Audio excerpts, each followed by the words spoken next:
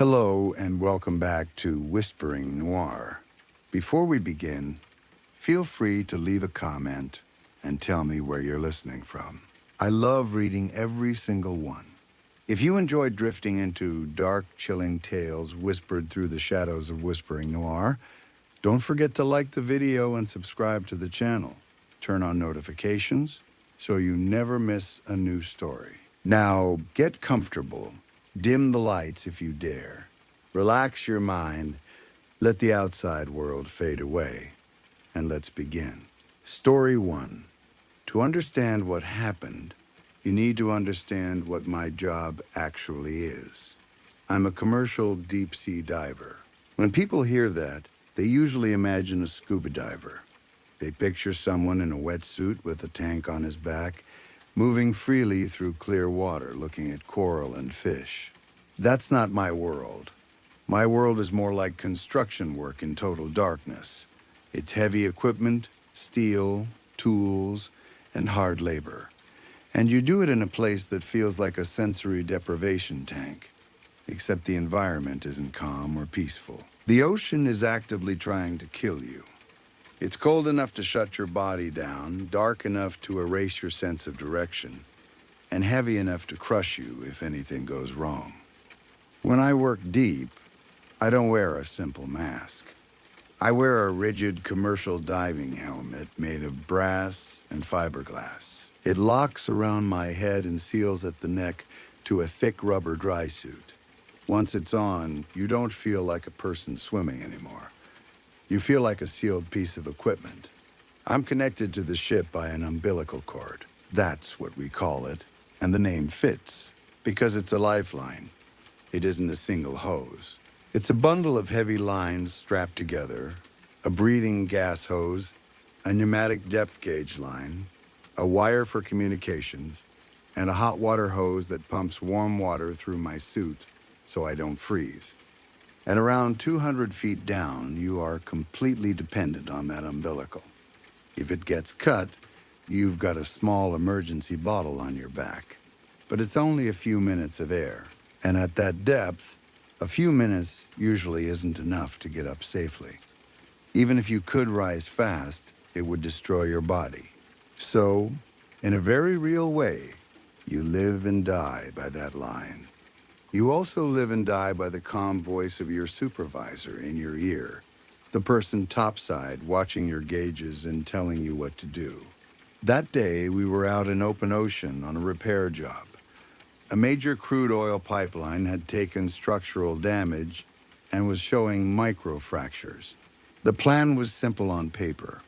I'd go down, find the damaged section, grind out the cracks, and weld a large steel patch over the pipe to reinforce it.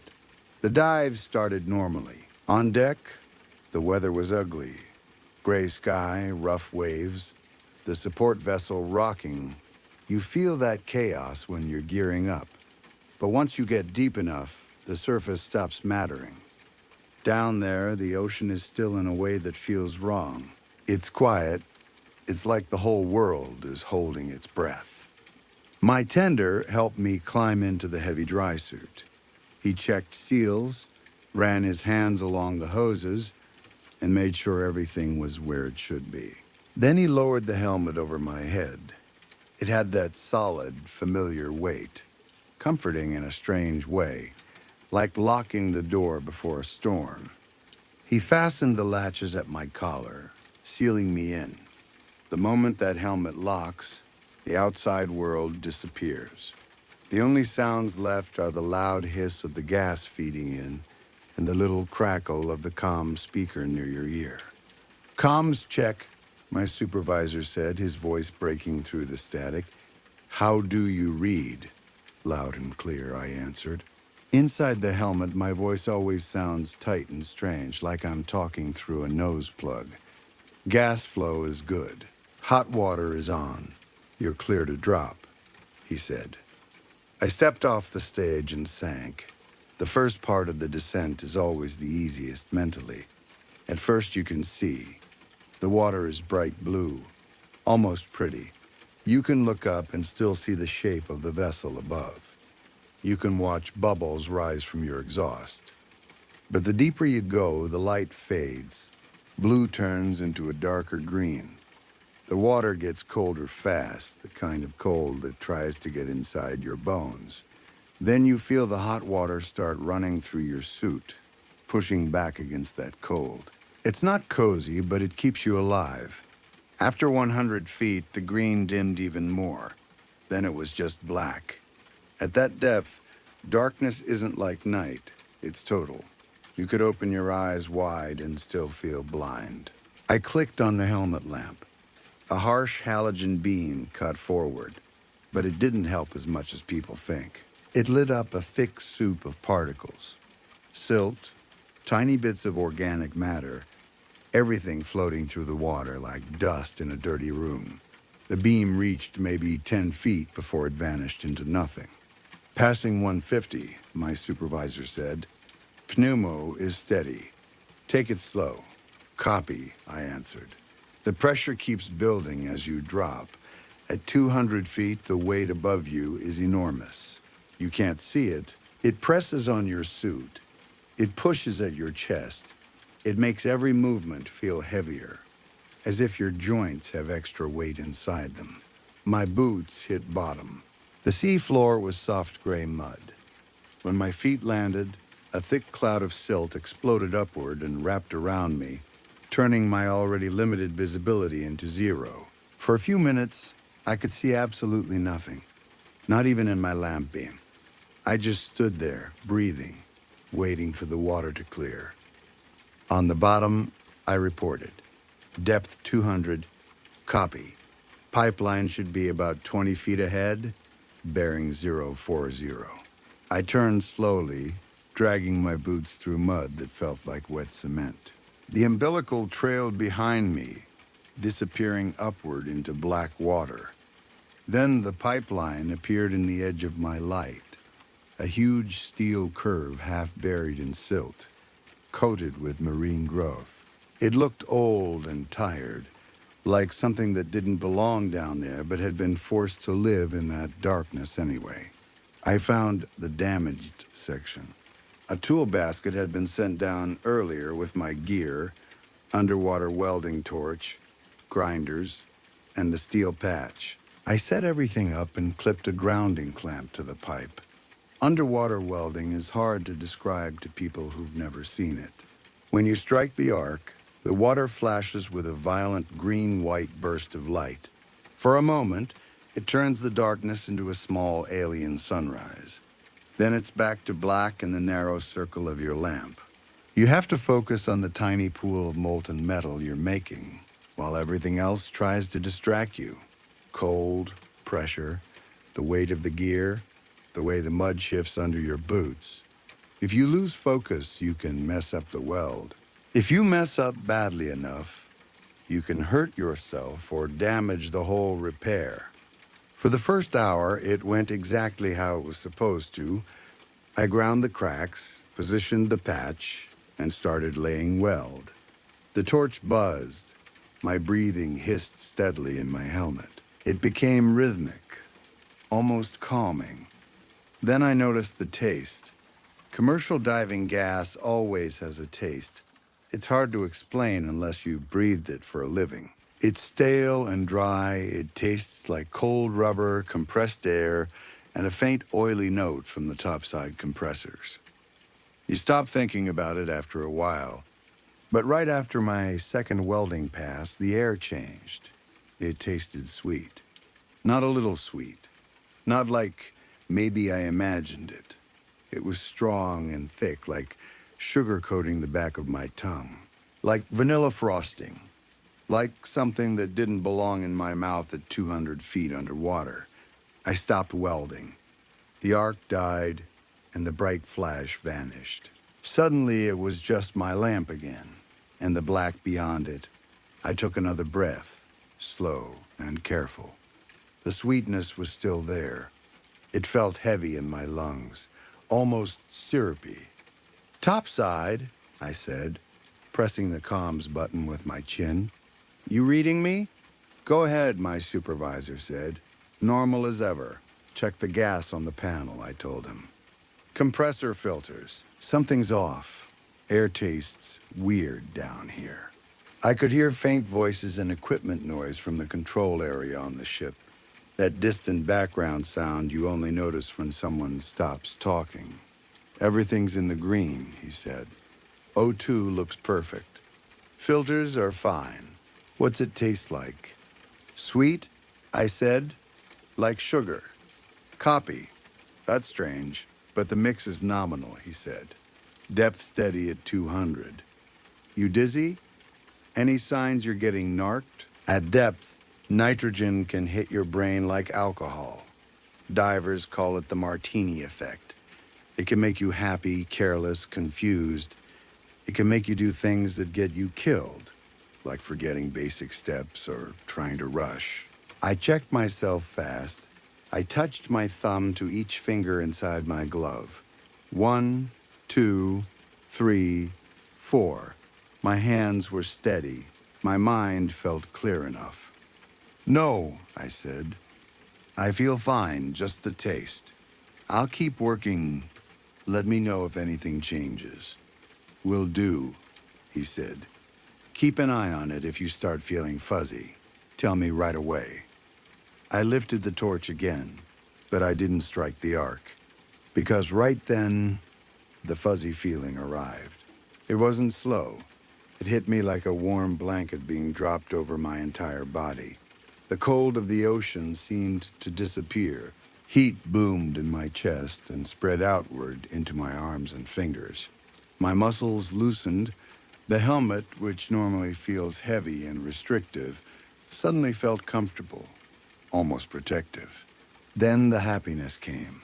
It was intense, too intense. Euphoria so strong, it felt like a drug.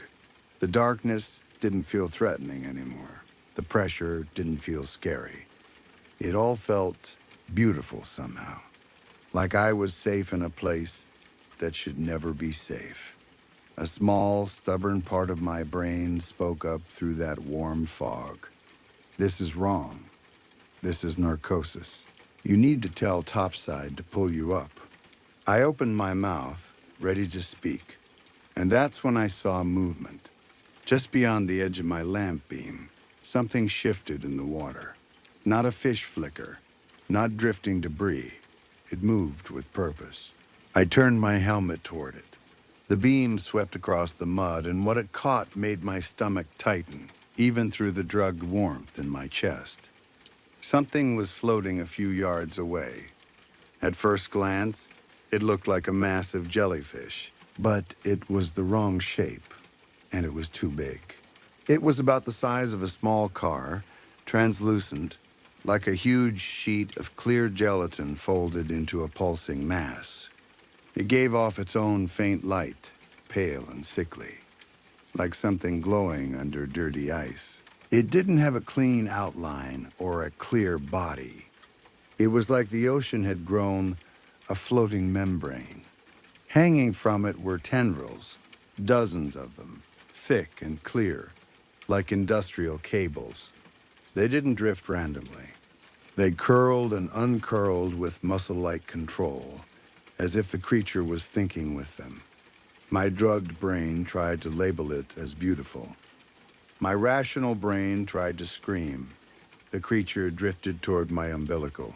The line floated behind me in the water column, my connection to air, heat, and the ship above. The creature moved as if it could sense it.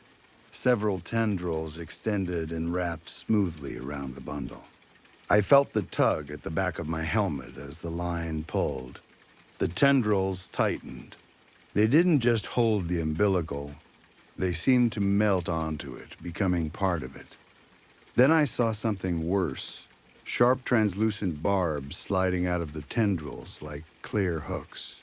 Those barbs pressed into the rubber and pierced through. They stabbed directly into the breathing hose. The moment they did, the sweetness in my helmet surged like a wave. My vision warped.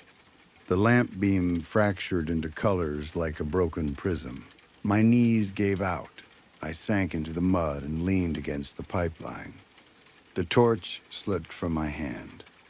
Topside, I tried to say, but my words dragged.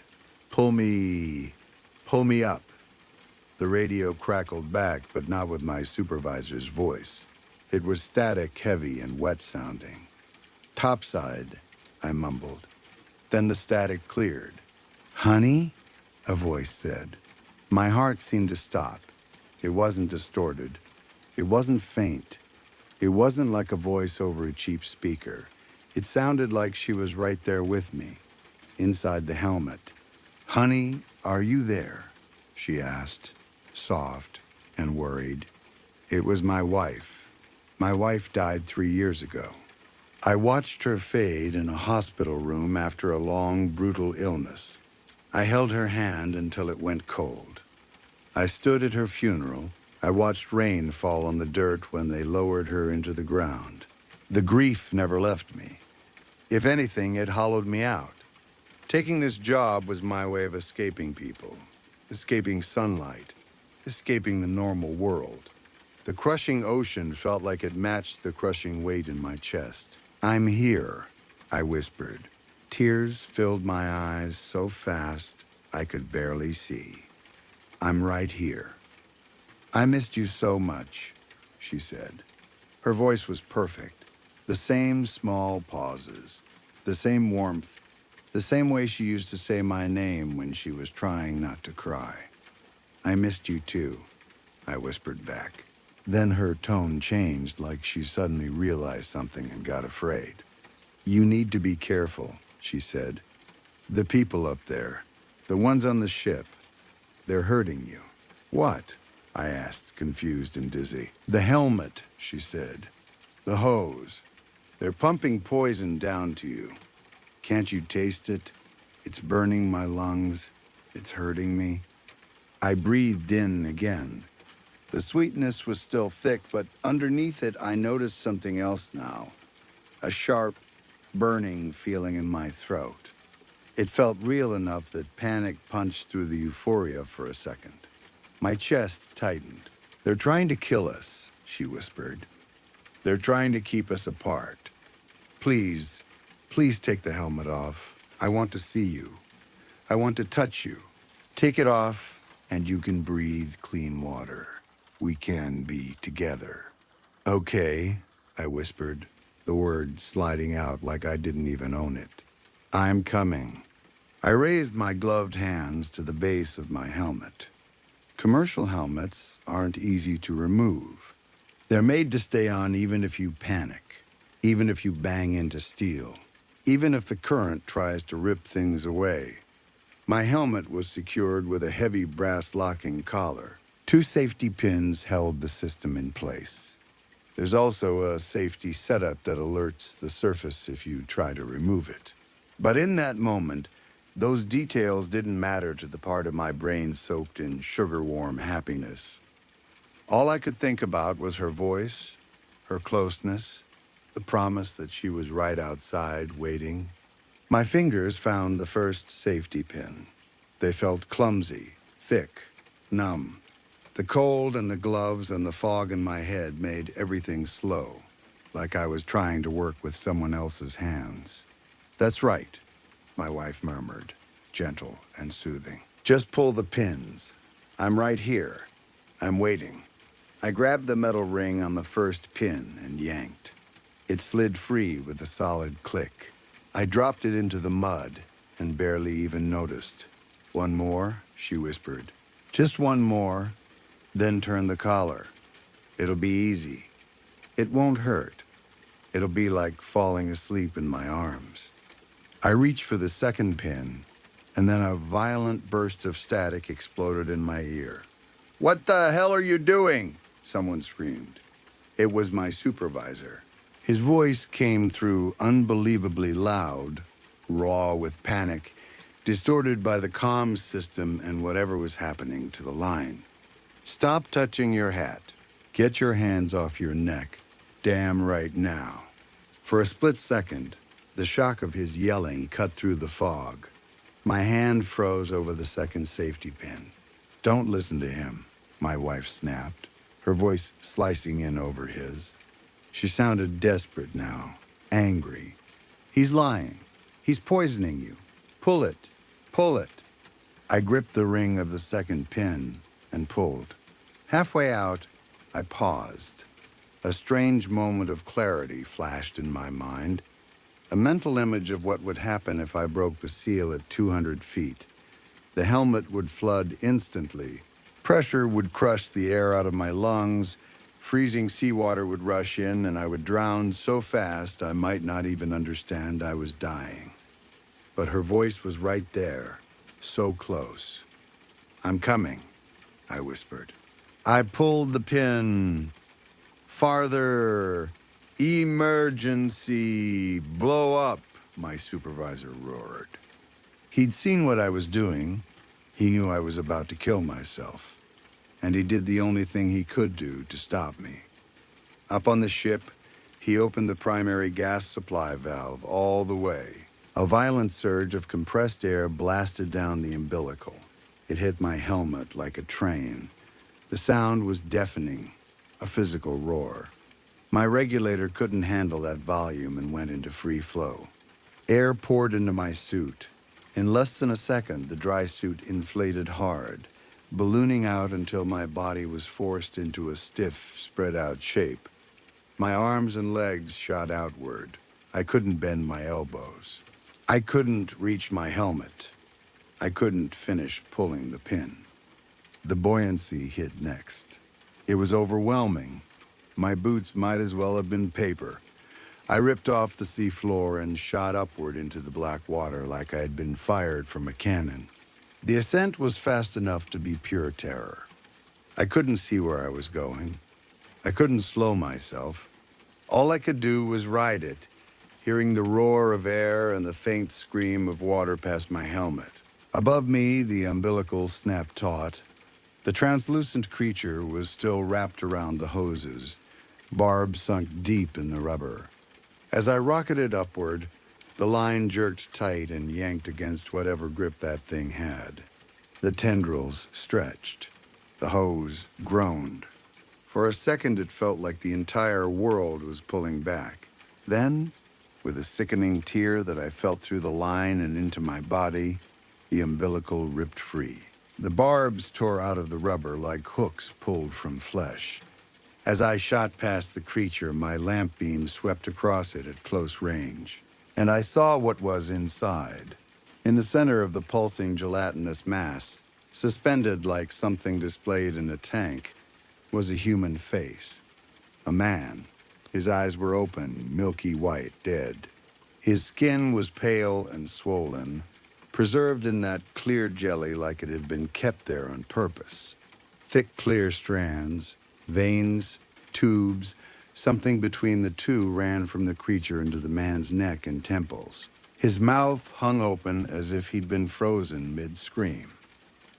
I was past it a fraction of a second later, still flying upward, but the image burned into me like a brand. Then my body started to fail. Coming up from 200 feet in seconds is a nightmare. It's not just dangerous, it's usually fatal. The pressure change makes nitrogen in your blood expand into bubbles. Air in your lungs expands too. If you don't exhale, your lungs can rupture. I screamed, forcing air out as hard as I could, trying to keep my lungs from tearing. Pain hit like shattered glass injected into every vein. My joints seized. It felt like my blood turned to foam. Severe decompression sickness. The kind that kills or leaves you broken. I broke the surface in a blast of white water. My suit was still bloated, and I bobbed in the waves like a cork. I was screaming. I couldn't stop. The crew shouted over each other. The ship was right there. The tender and two deckhands leaned out with hooks, snagged my harness, and hauled me up with brutal speed. I hit the steel deck and thrashed, helpless inside the inflated suit. My vision started to tunnel. I could feel something tearing inside me with every heartbeat. They didn't waste time. They dragged me across the wet deck to the hyperbaric chamber, shoved me inside, threw my helmet in with me, and slammed the door shut. The locks clanged into place. The chamber began hissing as they pumped it up, forcing pressure back onto my body to compress the nitrogen bubbles. The pain slowly backed off from unbearable to I might survive this, replaced by a deep ache and crushing exhaustion. I lay on the chamber floor, gasping, staring at the steel ceiling, shaking like I'd been dropped into snow. The intercom crackled. "We got you," my supervisor said. His voice sounded shaken, almost trembling. "We blew you down to 160. You took a massive hit. You'll be in the chamber a few days. But you're alive." I didn't answer. I couldn't. My throat felt raw, and my whole body felt like it had been broken apart and put back together wrong. "What happened down there?" he asked. "System showed you reaching for your latches. You were going to pop your hat at 200. Why would you do that?" I thought about the taste like sugar, the warmth that made the deep ocean feel like a bed, the way my wife's voice sounded perfect, loving, real, begging me to open the helmet. And I thought about the dead man's face inside that glowing jelly, connected to it like a battery. "I don't know," I lied. My voice came out thin and rough. Narcosis, maybe the mix was bad. I panicked. I lost it. There was a long pause. "All right," my supervisor said quietly. "Just rest. Docs are watching your vitals. We'll bring you up slow." That was a week ago. The doctors say I'll survive, but they also say I may have permanent joint pain. They talk about it like it's a price tag, like I should be grateful it wasn't worse. Company safety people have interviewed me too. They decided it was my fault. They say my regulator likely malfunctioned and caused a temporary restriction, which triggered hypoxia and severe narcosis. They say I hallucinated and tried to remove my helmet. They say my contract will be terminated the moment I step off this vessel. I agreed with all of it. I signed their papers. I'm not going to fight anyone. I just want off this ship. I want dry land. I want a sky that doesn't feel like a ceiling of water. I'm never going near the ocean again. I'm writing this on my phone and sending it out on the ship's Wi-Fi because I know other divers will read it. People like me work in that blackness every day, trusting a line that disappears upward into nothing, trusting a voice in their ear, isolated from the rest of the world. If you are down there and your air suddenly tastes like sugar, pay attention. If you feel a warm wave of happiness so strong it makes the cold feel comfortable, don't relax into it. Don't trust it. And if you hear the voice of someone you love come through your comms, someone you know is gone, keep your hands where they are. Don't touch your helmet. Close your eyes and scream for topside to pull you up right now. Because the person you love isn't down there in the dark, but something else is. Story 2. I'm still trying to calm down after what happened. I figured writing it out might help me put the pieces in order, because right now everything feels like it happened to someone else. I never thought I'd end up in a situation like this. And I'll be honest, I don't want there to be a next time. But if there ever is, I have to be smarter. I have to. This was last Thursday, at least as I'm writing this. It was after work, and I was riding the bus home like I always do. I was exhausted in that very specific way where your whole body feels heavy, but you're also relieved because the day is finally over. When the bus stopped and I stepped off into the evening air, the sad little apartment complex in front of me looked like a luxury resort. That's how tired I was. The building isn't anything special. It's one of those older, run-down places that probably looked fine 20 years ago, but now everything has a slightly broken, slightly neglected feel to it. Still, in that moment, all I could think about was my couch. Even the small set of steps leading to the main entrance, steps I usually trip over half asleep in the mornings, looked welcoming, like they were inviting me in. The bus pulled away, leaving behind that mix of dust and exhaust, and I covered my mouth out of habit as I walked toward the door. I made a point of hopping over the top step, the one that's uneven, like someone took a chunk out of it. I didn't care if anyone saw me and thought I looked ridiculous. I'd already nearly eaten it once earlier that day, and I wasn't about to faceplant again. I got inside after messing with my keys, and pushing through the heavy old door the landlord insists is solid. In the lobby, there are those shared mailboxes that always smell faintly of damp paper. I checked mine out of routine. It was exactly what you'd expect. A bill, a couple flyers for new food places, and a notice from the city about road work. Nothing exciting. I shoved it all under my arm and started up the stairs. The stairwell has one of those motion sensor lights that clicks loudly when it turns on. It clicked the moment I stepped onto the first step, and the dim yellow light spread across the dirty walls. I made it up to the first floor and started fumbling with my keys again. Somewhere in the building, I heard a door slam. Right after that came raised voices. An argument. It wasn't loud enough to make out every word, but it was angry. I sighed, more annoyed than concerned. There's always something going on in buildings like this. I didn't even think much of it at first, though I was pretty sure the sounds were coming from the unit above mine. I'd always assumed the guy upstairs was fairly calm. Maybe I was wrong. I unlocked my door and stepped inside, ready to drop everything and collapse. And that's when I noticed something that made me pause. Normally, my door locks itself. It's supposed to, anyway. You unlock it, you walk in, you close it, and there's that solid clunk of the mechanism doing its job. It's not a modern lock. It's one of those weird older setups that feels like it belongs in a museum. But it usually works. This time, I didn't hear the clunk. At first, I thought maybe I just didn't notice, because the arguing upstairs had distracted me. But when I turned to look at the door, it was obvious something was wrong. The lock mechanism looked off. There's this little spring in it. Honestly, it looks like something from a broken toy, and it was popped out at a weird angle. I stared at it like I could fix it by sheer will. I messed with the spring, twisted it a little, pushed it back in.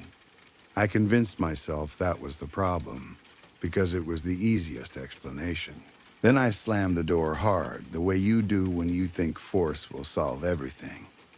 It shut, but it didn't lock.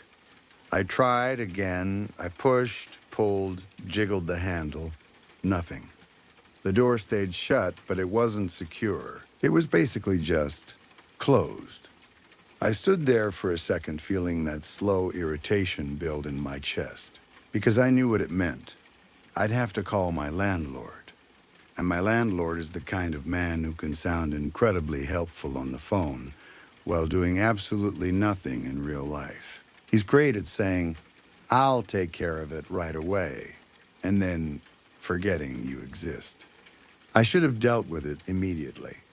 I should have done something. But I was exhausted, and in my tired mind, I did the math in the laziest way possible. The building has a main entrance downstairs, and that door does lock properly, most of the time. It felt like enough. I told myself that going one night without a locked apartment door wasn't the end of the world. As I'm writing this, I can admit how stupid that was. I regret it more than I can explain. I went to the kitchen, grabbed a bottle of something fizzy and calming, and walked into my living room.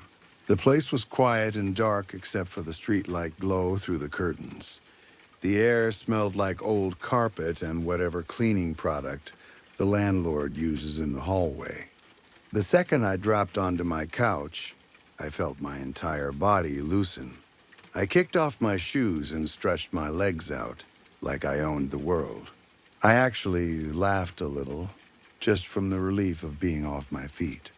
I turned on the TV, not because I cared what was on, but because I like the sound of it filling the room. It makes the apartment feel less lonely. For a while, everything was fine. I sipped my drink and let my mind drift. The kind of moment where you feel safe, even if the place you live isn't perfect, even if you're broke, even if your job drains you. I was tired, I was comfortable, I was home. Then there was a crash from upstairs. It was loud enough to make me sit up and look at the ceiling. I listened, my heart doing that quick jump it always does when you're startled. A few seconds passed, then silence. I was just reaching for my phone, thinking maybe I should call someone, when I heard a muffled voice from above. A man's voice, irritated and slurred, like he'd been drinking. Clumsy, I couldn't catch the first part clearly, but I heard the rest. Be more careful next time, that was a gift. My shoulders relaxed. I let out a breath. It sounded like someone had dropped something, and the other person was mad about it. Not good, but not call the police good. I wasn't about to ruin my evening over my neighbor's drama, especially when I had spent all day getting pushed around at work.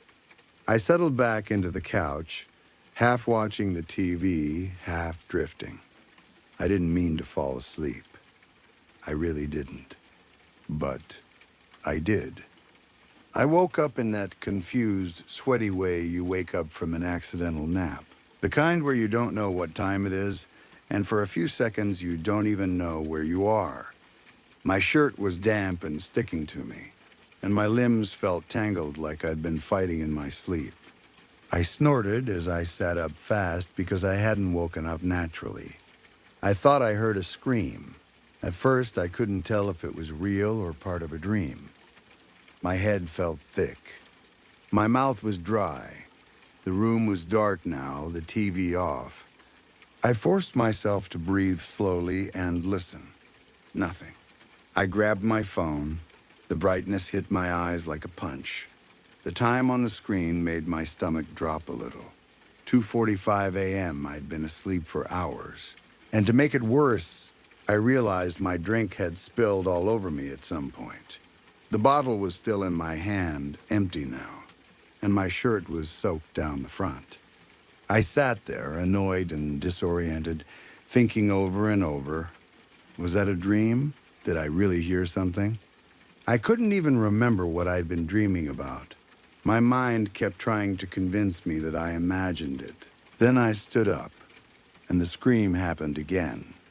This time it wasn't vague. It wasn't distant. It wasn't dreamlike. It was a real, human scream. Loud, painful. The kind of sound that turns your blood cold because you don't have to guess what it means. I froze. I didn't even think. I just stood there in the dark with my phone in one hand and the empty bottle in the other, my heart hammering so hard I could feel it in my throat. And then I heard something else. Click. The motion sensor light in the stairwell outside my apartment had turned on. Someone was out there. In the same instant, another thought slammed into me. My door didn't lock. I moved without thinking, stumbling into the hallway and slamming into my front door with my shoulder. I pressed my weight against it like that alone could stop whatever was on the other side. I held my breath and listened. At first, I heard nothing, just the faint hum of the building and the distant sound of traffic. Then, footsteps. Not normal footsteps. They were scraping, uneven, like someone wasn't walking carefully, like someone was dragging their feet across the cold stone stairs. The sound got closer fast, the steps growing louder and heavier until they stopped right outside my door. Then, silence. No breathing. No shifting weight. Nothing. The stairwell light clicked off a minute later because it wasn't sensing movement anymore. That should have been a warning by itself, but at the time all I could think was, he's still there. He's just standing still. I raised my phone with shaking hands and called emergency. I'm in the UK. so I dialed 999. My voice sounded strange to me, high and tight, as I gave my address and told them someone was in the building, that I'd heard screams, that there was someone outside my door right now. The operator kept telling me to stay calm, to stay on the line, not to open the door, not to do anything reckless. They said officers were on the way. I wish I could tell you I listened. I don't know if it was exhaustion or adrenaline or some stupid part of my brain trying to take control of a situation that felt impossible. But after a short stretch of silence outside, I started to believe the person had moved away. I started to think maybe the call alone would scare them off. I even thought maybe the light would have turned back on if they were still there. I can't explain the logic properly because there wasn't any. I just wanted to know. I wanted to see. I wanted proof of what was happening instead of sitting in the dark imagining the worst. So I did something incredibly stupid. Still on the call, I slowly eased my weight off the door and opened it a crack, inch by inch. I kept my body behind it, only leaning out slightly, trying not to move enough to trigger the stairwell light. The hallway outside was barely visible in the dimness. I looked to the right, down toward the stairs. Nothing. Then I turned my head left, and my entire body went cold. The light clicked on.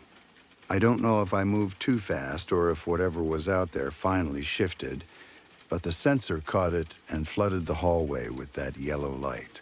And there he was, standing less than a meter away, pressed against the wall like he'd been waiting, like he'd been listening to me on the other side of the door. He was completely naked, no clothes at all. His skin looked slick, like sweat or something worse. His jaw was clenched so hard the muscles in his face were jumping. His eyes were wide, pupils blown out so large they looked almost black. In his right hand, he held a knife. Not a small kitchen knife, a big one, and it looked like it had been used recently. For a fraction of a second, we just stared at each other. Then I moved. I snapped back inside and shoved the door closed with all my strength, throwing my body against it just as the man slammed into it from the other side. The impact was insane. The whole door jumped, the frame creaked, another slam came instantly after, and another. He wasn't kicking it like a normal person. He was throwing himself into it like an animal, like pain and sense didn't matter. I gritted my teeth and pushed back. My shoulder pressed hard into the wood. My hands braced. Every hit made the door shudder open a little, then close again when I shoved it back. The frame started to splinter. I could hear it. Little cracking sounds that made panic rise in my throat. I knew I couldn't hold it forever. My mind raced. I thought about running to the kitchen to grab a knife of my own, something to defend myself with. But I could tell the door was going to give way any second. If I ran, he'd be inside before I made it back, and then I'd be trapped in my own apartment with him. That's when I realized I was still holding the empty bottle. A plan hit me, fast and desperate, the kind of plan you only come up with when you're terrified. It was stupid, but it was something. The man's slams had a rhythm. After each hit, there was about a 3-second pause while he stepped back to build momentum again. I counted it without meaning to. 1, 2, 3. My shoulders screamed from the pressure, but I held on until I couldn't. Then I moved. I yanked the door open just enough and threw the bottle hard into the living room, aiming for anything that would make a loud crash. Then I immediately pulled back behind the door again, pressing myself to the side so I wasn't directly in the opening. The timing worked in the worst possible way. The second the bottle smashed, glass exploding against furniture, the man hit the door again with all his weight, and this time it burst inward. The edge of the door slammed into me hard enough to make me cry out. but it also kept me partially hidden behind it. The naked man let out this horrible sound, half a howl, half a laugh, and he sprinted into my living room toward where the bottle had broken, like the noise had pulled him like a string. For one unbelievable moment, he wasn't focused on me. I didn't waste it. I bolted out into the stairwell and ran down the steps as fast as I could. I skipped stairs, nearly fell twice, caught myself on the railing. My lungs burned, but fear pushed me. I reached the main entrance and grabbed the handle, yanking it hard. Before I went out, I looked up through the open center of the stairwell, where you can see the floors above, and I saw him. He was leaning over the railing, looking down at me with a grin so wide it didn't look human. His mouth was wet. His eyes were still those dark, stretched pupils. The knife was still in his hand. For a second, he looked almost happy, like this was a game. I tried to scream, but all that came out was this strained gasp. My throat wouldn't work right. Then he moved. He started rushing down the stairs after me. Fast. Too fast. Bare feet slapping stone. The sound sharp in the enclosed space. The motion sensor light clicked on again above him, lighting him in flashes as he came down. I threw myself through the main door, slammed it behind me, and ran. The street outside was quiet in that early morning way. A few lamps buzzed overhead. The air was cold and smelled faintly like wet pavement. My shoes were still off, and I felt the rough ground through my socks as I sprinted. Behind me, the main door flew open with a crash. He was coming.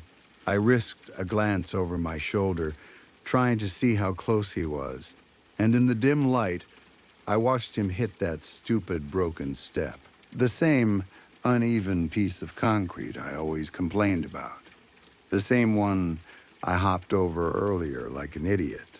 His foot caught, his body pitched forward. There was no chance for him to catch himself. He went down hard, head first, into the pavement. The sound of it made my stomach turn. He made a horrible noise as he fell, a yowl that cut off too suddenly. And then he was just down, lying in the road under the streetlight, faced away from me, hands under his body. I stopped running not because I felt safe, but because I didn't understand what I was seeing. Part of me expected him to spring back up any second. People like that don't just stop, not when they're that full of rage. But he didn't move. I stood there, shaking, staring at his still body while my phone stayed pressed to my ear. The operator was talking, asking me questions I didn't fully process. I could hear my own breathing loud in the speaker. Blue lights washed the buildings and made everything look unreal. Officers rushed toward me first, then toward the man in the road. Someone told me to step back. Someone else asked if I was hurt. I kept trying to answer, but my words came out tangled. Not long after, they said he was dead. They told me it was massive bleeding in the brain from the fall. They also said, quietly, like they didn't even want to repeat it, that he had enough drugs in his system to shock even them. A mix of things. The kind of cocktail that makes people unpredictable, violent, and completely detached from reality. I remember standing there thinking how stupid it was, how random, how a broken step and dumb luck had decided whether I lived or died. Then they started asking about the screams, about my upstairs neighbor. That was when I found out the worst part. The man who came after me had been up there first. Apparently, my upstairs neighbor knew him. They said they were friends, or at least acquaintances. I'd never seen him around before, but maybe I just hadn't noticed. The police didn't tell me exactly what they found upstairs. They didn't need to. You could tell from their faces that it was bad. All I know is my neighbor didn't get the quick ending I almost didn't get.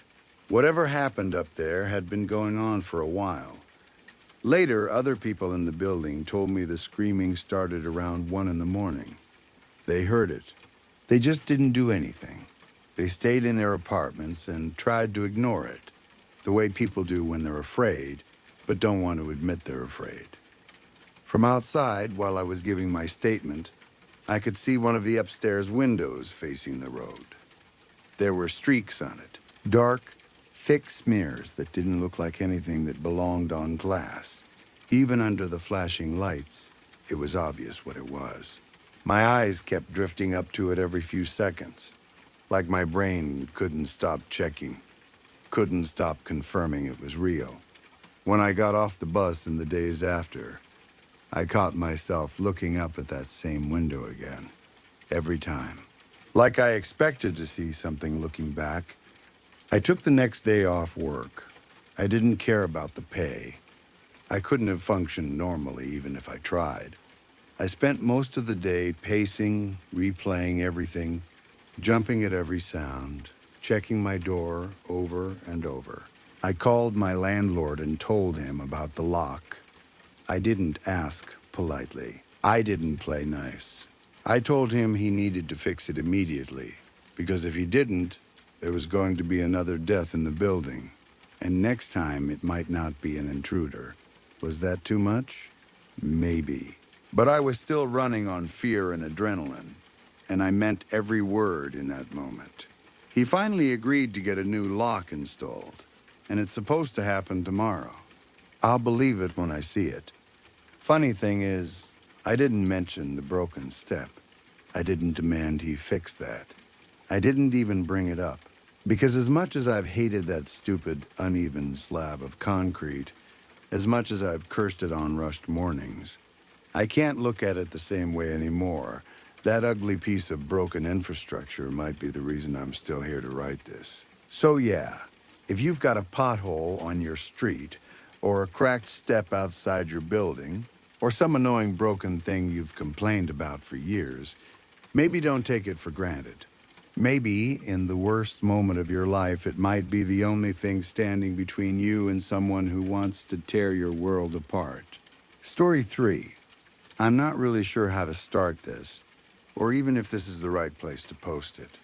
I've been reading other stories on here for a while, and I kept telling myself I wouldn't be one of those people who dumps something weird online just because it scared them. But I can't stop thinking about what happened, and at this point, I just need it out of my head.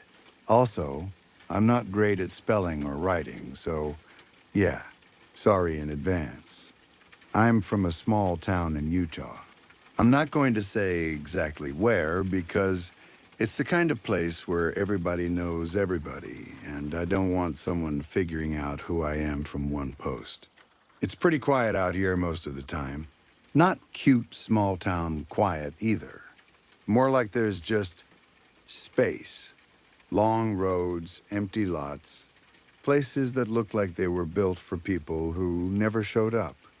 A few months ago, I got into urbex. Nothing extreme. I'm not breaking into active buildings or doing anything that would get me arrested if I got caught. Mostly, it's been old houses, small abandoned buildings, and stuff people forgot about. I like the feeling of walking into a place and seeing what's left behind. It's like stepping into somebody else's life for 5 minutes, except the life is over and all that's left is the stuff. Last night, I found an old factory. I'd seen it before when driving, but I never stopped because it looked bigger than anything I'd done. It sits kind of off the road, back behind a line of scrubby trees and weeds. You can tell it used to matter. The building is huge compared to everything around it, like it doesn't belong there anymore. From what I could find online, it used to be some kind of steel place or warehouse, something industrial. The information was vague and old. A couple of outdated listings, a few map pins, nothing that really explained what it was or when it shut down. Just enough to make it feel real and not like some urban legend. I asked a few friends if they wanted to come with me. Nobody could. One had work, one said they were tired, and one just didn't answer. So I went alone. Yeah, I know. Going alone was stupid. I'm not looking for a lecture. I already gave myself one all the way there. But I kept thinking it would be quick. I'd go in, look around the entrance area, maybe take a couple pictures, and leave. I wasn't planning to explore the whole place. It had rained earlier, too. Not a storm, just a steady rain that left everything wet and heavy. The sky was still gray when I pulled up, and the ground around the building looked muddy in patches. The air smelled like damp dirt and wet metal. The first weird thing was how quiet it was. Not normal quiet, not I'm alone in the countryside quiet. It was like somebody had turned the volume down on the world. No wind, no bugs, no birds. Even my car seemed too loud when I shut the door. I stood there next to it for a moment with my keys in my hand, staring at the building, and I got this strong feeling that I should just get back in and leave. I didn't, though. There was a fence around the place, but it wasn't hard to climb.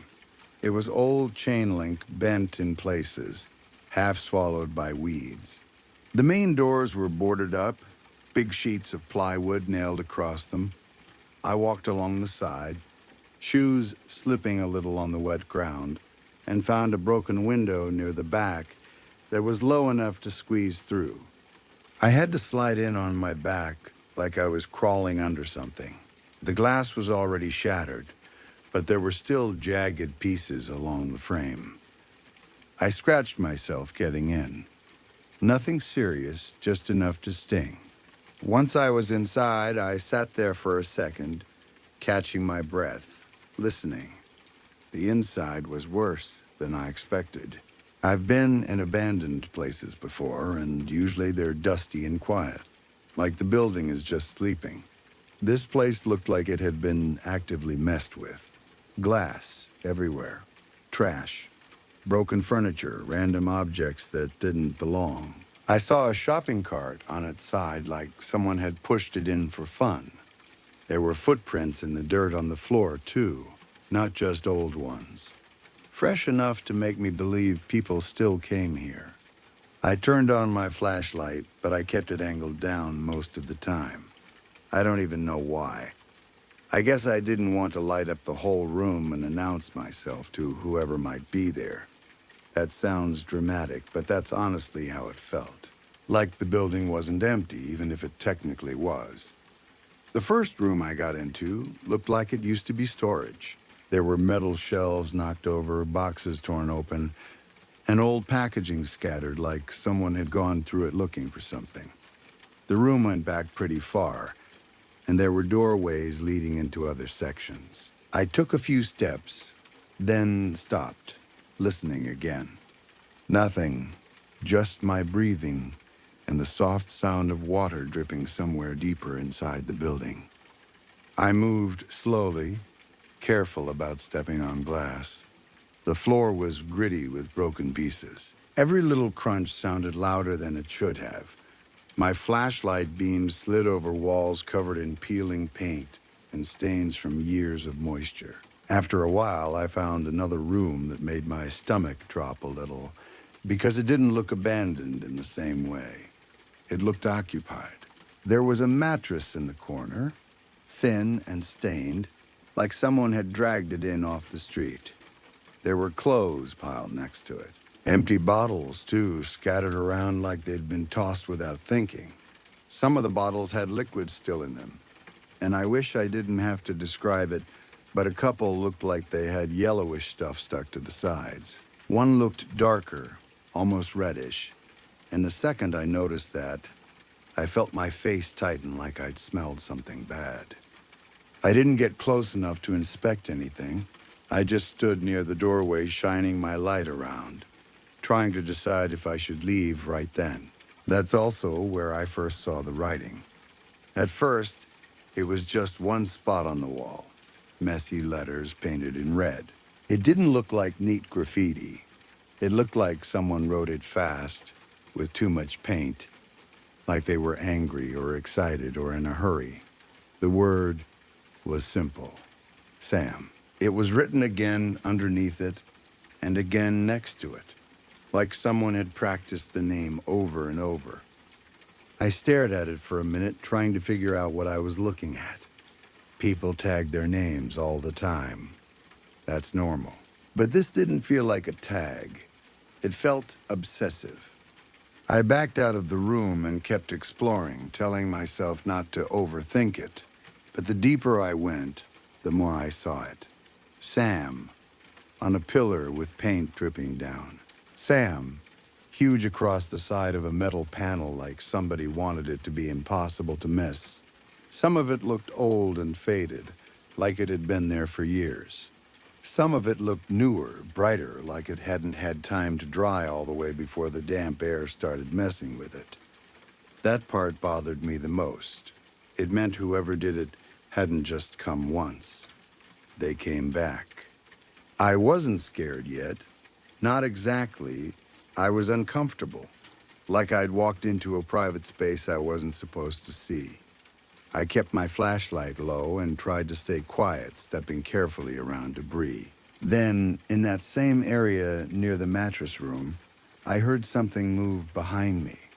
It wasn't loud, just a small shift, like a foot scraping slightly or a piece of plastic being nudged. My whole body went tight instantly. I spun my flashlight around, expecting to see a rat or a stray cat. Nothing. The beam cut across the room, over the shelves, over the broken window frames, over the piles of trash. Empty. I stood there for a second, listening hard. The silence came back thick and solid. I told myself it was probably an animal. Maybe something ran into a corner when it heard me. That made sense. It had to make sense because the other option was that I wasn't alone. I left that room pretty quickly after that, moving through the next doorway into a wider hallway. Part of the ceiling had collapsed in there, and rainwater was dripping through. The place looked half dead and half reclaimed by nature. Wet patches on the floor reflected my flashlight. In one spot, vines or roots had pushed through cracks near a wall, and it looked almost cool in an eerie way. But right around there is when I started feeling like I shouldn't be there. It was the kind of feeling you get when someone is watching you and you can't prove it. Your brain tries to act normal, but your body doesn't believe it. I kept turning my head, checking behind me, even when I knew there was nothing there. Every dark doorway started to look like it could hide a person. I told myself I was just freaking myself out because I came alone. I kept walking anyway because part of me didn't want to admit I was scared. At the end of one hallway, I saw a door with a small, dirty window in it.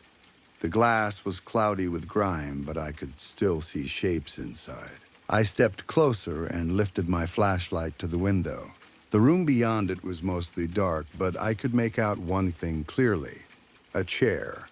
Just one chair right in the middle of the room, like it had been placed there on purpose. Not shoved against a wall, not tipped over, not surrounded by trash, just sitting there, centered, like it was waiting for someone. I don't know why it pulled me in so hard, but I stood there staring at it for a full minute. It didn't make sense. In a place like this, everything else was chaos. That chair looked like an idea, like a message. I tried the door handle.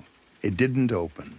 For a second, I considered leaving it alone because that's what you're supposed to do in a place like this. If a door is stuck, you don't force it. You don't go looking for the one room you can't access. But curiosity is a dumb thing. It makes you feel like you have to know.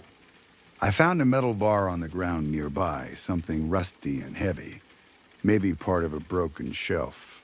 I wedged it near the door and forced it until I heard a pop.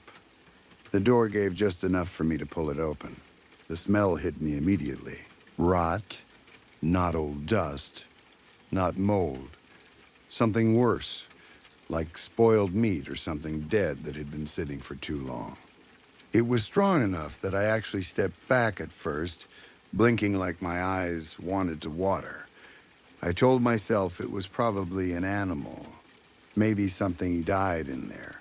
That happens in abandoned buildings. That explanation was the only thing that made it feel even slightly okay. I stepped into the room just a little, staying near the doorway like I could escape fast if I needed to. My flashlight beam landed on the chair. It was an office chair, the kind with wheels, sitting in the center exactly like I'd seen through the window. The floor around it had dark stains. Not bright red, not fresh. More like old marks soaked into concrete. They were uneven, like something had spilled and been smeared, and I hated that my brain immediately tried to guess what it might have been. The chair looked slightly scuffed, like it had been moved around. When I took one step forward, my shoe brushed the side of it by accident. The chair spun a little on its wheels, turning slowly. That's when I noticed the stains weren't random. They curved around it, faint circles like the chair had been spun again and again in the same spot, like someone had sat in it and turned it over and over until the wheels traced the same path. The idea made my skin crawl. Then I heard something outside the room. Just one step, I think. A single soft sound on the glass-strewn floor of the hallway behind me. Every part of me went still. I didn't even want to breathe. I listened, waiting for a second step, for a cough, for any sign of what made the noise. But nothing happened. The silence came back like it had swallowed the sound. I stood there frozen, light shaking slightly in my hand. Finally, I told myself it was the building settling. Old structures creak and shift. Or it was an animal moving in the hallway. Something. Anything. I didn't stay in that room. I backed out fast and pulled the door mostly closed behind me without thinking, then turned and started walking away. My heart was beating hard enough that I could feel it in my throat. I tried to calm down by telling myself I'd seen enough. I'd gotten what I came for. I should leave. I headed back the way I'd come, retracing my steps through the storage area, past the shelves, past the scattered boxes. I was focused on getting out, already picturing my car and the road and the normal world. Then I reached into my pocket for my keys. Nothing. I checked again, faster this time, patting the same pocket like they might suddenly appear if I tried hard enough. My stomach dropped. I checked my other pocket, even though I knew I hadn't put them there. Nothing. For a second, I just stood there, staring down at my own hands like I couldn't understand how something that simple could happen. The keys were the one thing I absolutely couldn't lose. Without them, I'd be stuck, alone, in the middle of nowhere, in a building that already felt wrong. I forced myself to think. The last time I clearly remembered having them was when I climbed in through the window. I'd had them then. At some point after that, they were gone. I didn't want to go back deeper into the building, but I didn't have a choice. I turned around and started walking back toward the room with the mattress, because that was the area where I'd been shifting things and looking around. If I dropped them, it would probably be there. As I got closer, the air felt heavier. I don't know how else to describe it. The hallway seemed darker, like my flashlight wasn't reaching as far. The sound of dripping water felt louder. When I got to the mattress room, I stopped. The door was closed. I don't remember closing it. Maybe I did without thinking, but I really don't think so. In my head, I pictured it open like it had been when I left. The fact that it was shut made my pulse jump. I stood there, staring at the handle, waiting for the fear to settle into something manageable. Then I told myself I was being ridiculous. Doors swing, drafts happen. People forget small things. I reached out and opened it. The room looked the same at first glance. Mattress in the corner, bottles on the floor, the red writing on the wall. My keys were on the ground, near the bottles. Not hidden, not half buried in trash, just sitting there like someone placed them down neatly. Relief hit me so hard it almost made me dizzy. I stepped in and picked them up without thinking too much about it. The metal felt cold and damp, like it had been on the floor for a while. I didn't inspect them. I just grabbed them. But as soon as I straightened up, I noticed something else. The mattress looked different. I swear there had been clothes on it before. A pile, messy, like someone had been sleeping there and didn't care. Now it looked emptier, like the top was mostly clear. The clothes weren't gone completely. There were still items around the room, but the way it looked was wrong, like somebody had moved things around while I was gone. I told myself it was the angle, the light, my memory being unreliable because I was nervous. Still, my throat felt tight. Then I heard a crunch behind me. Not the random slide of debris. Not something falling. A crunch like someone stepped on glass. I turned around fast, sweeping my flashlight across the room. Nothing. No person. No animal. Just broken glass and shadows and the word Sam staring back at me from the wall. And then I heard something else. It sounded like laughing, but quiet.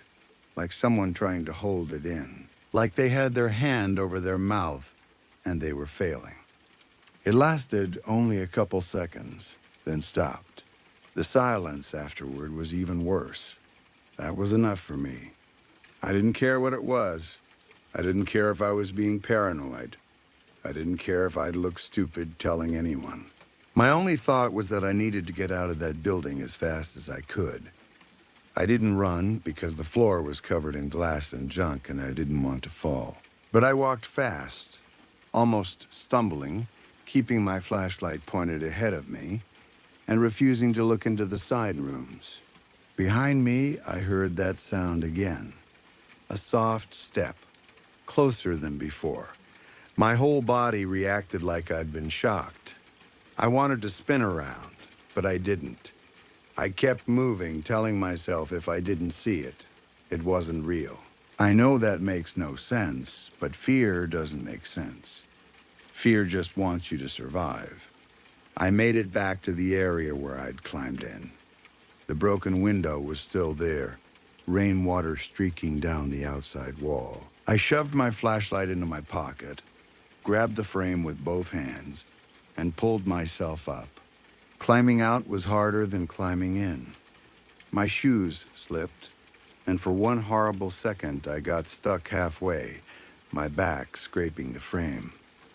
I pictured someone grabbing my ankle. I pictured a hand reaching out of the darkness. I kicked and pushed and got free, tumbling out onto the wet ground outside. I landed on my side in the mud and didn't even care. I scrambled up so fast I almost fell again. I looked back toward the window for just a split second. I thought I saw something move inside, just beyond where my flashlight had been. Not a clear shape. More like the darkness shifted in a way darkness shouldn't shift. Like someone pulled their head back out of sight. It could have been shadows. It could have been my imagination. It could have been my fear turning nothing into something. I didn't stay to figure it out. I ran to my car, got inside, locked the doors automatically without thinking, and started it so fast the engine sounded angry. As soon as the headlights hit the fence and the wet weeds, I felt a tiny bit better, like light could protect me. I drove away, tires spitting water, and I didn't slow down until the factory was far behind me and the road looked normal again. I haven't gone back since. I told a couple people, and they said I freaked myself out because I went alone, which is probably true. They said abandoned buildings are creepy and your brain plays tricks on you. They said the laughing was probably just echoes or some animal noise that sounded human. They said the name on the walls was just a tag or a joke or some local thing.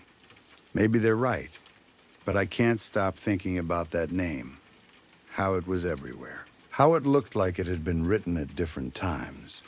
how the building felt like it was built around it, like the name was the point. Sam. Today I tried looking it up again.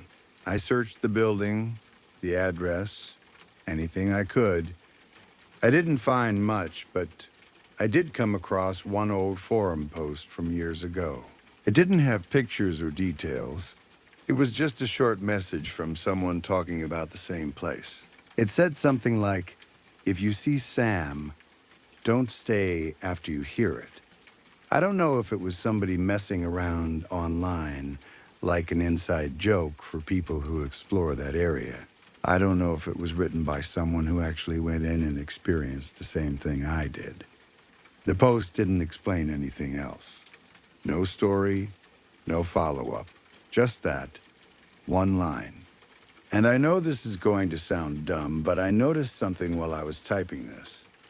When I grabbed my keys last night, I didn't really look at them. I just picked them up and ran. I was more focused on getting out than anything else.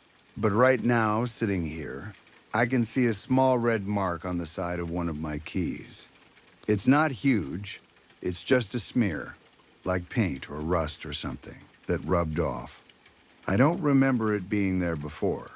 It probably is nothing. It could be rust from the place, or old paint from the door, or something I brushed against. But it's bothering me more than it should, because the writing in that building wasn't rust-colored. It wasn't brown. It was red. I'm tired, honestly. I didn't sleep much. Every time I closed my eyes, I pictured that chair in the middle of the room and the dark circles around it like someone had been turning and turning and turning. I keep replaying the moment I realized my keys were gone. I keep thinking about the door being closed. I keep wondering if the keys were really on the floor the whole time, or if someone put them there after I left. If anyone here knows anything about that building, or if you've been there before and you've seen the same name, let me know. Even if it's just confirming it's a local graffiti thing and I'm overreacting. I'd honestly feel better if somebody told me it's just some bored kids doing the same tag everywhere. I don't think I'm done with urbex. I still like exploring, but I'm definitely not going back there, and I'm definitely not going alone again. Story 4.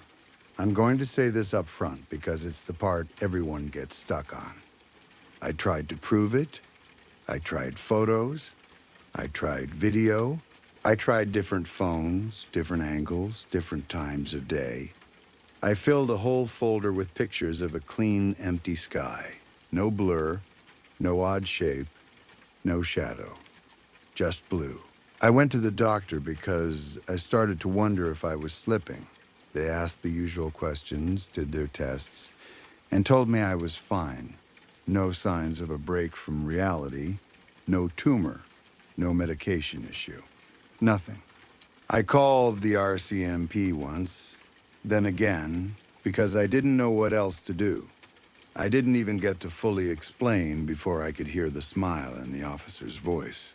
The kind people use when they've already decided you're not serious. When he finally spoke, he made it sound like I should be grateful he didn't hang up.